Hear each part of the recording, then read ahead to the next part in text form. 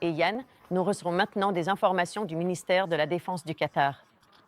Ils affirment que les défenses aériennes qataries ont réussi à intercepter une attaque de missiles visant la base aérienne d'Al-Udeid. Encore une fois, il s'agit de la plus grande base aérienne américaine au Moyen-Orient. Cette information en provenance du Qatar arrive après que l'Iran a annoncé avoir lancé cette attaque. Je souhaite faire intervenir notre rédactrice en chef aux affaires étrangères, Martha Hadatz. Martha, tu as passé beaucoup de temps dans cette région. Que penses-tu de cette annonce des Qataris affirmant qu'ils ont réussi à intercepter cette attaque? Et qu'est-ce que cela signifie pour d'éventuelles représailles à venir? Eh bien, j'ai en fait déjà été à l'intérieur de cette base au Qatar et le centre de commandement, le cœur des opérations aériennes, c'est vraiment le centre névralgique de la région pour les États-Unis, cette base aérienne. Honnêtement, je ne suis pas surprise qu'ils aient réussi à intercepter l'attaque de missiles car ils disposent de défense aérienne là-bas, au Qatar, sur cette base aérienne. Et ce que j'ai entendu de la part des Iraniens n'est absolument pas une surprise. Ils vont raffirmer, comme Yann et Jen l'ont tous les deux dit, ils vont raffirmer que l'attaque de missiles a été un succès pour leur public national.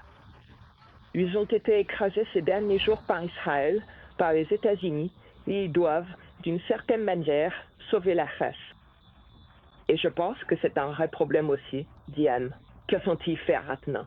Comment vont-ils réagir à l'avenir? C'est tout à fait exact. En 2001, c'était une attaque calibrée contre l'Irak.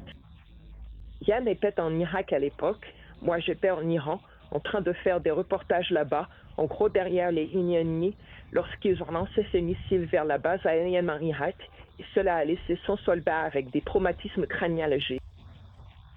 Mais ils n'ont pas donné suite, ils n'ont rien fait de plus après cela. Je pense qu'une des raisons pour lesquelles ils n'ont pas poursuivi, c'est parce qu'ils ont accidentellement abattu un agent de ligne ukrainien, sinon ils auraient peut-être continué leurs attaques. Mais je pense aussi qu'il faut vraiment continuer à surveiller l'Iran. Ils ont encore des capacités, et même s'ils ont peut-être détruit 50% des lanceurs de missiles ou une bonne partie des missiles balistiques, ils ont toujours des moyens d'action.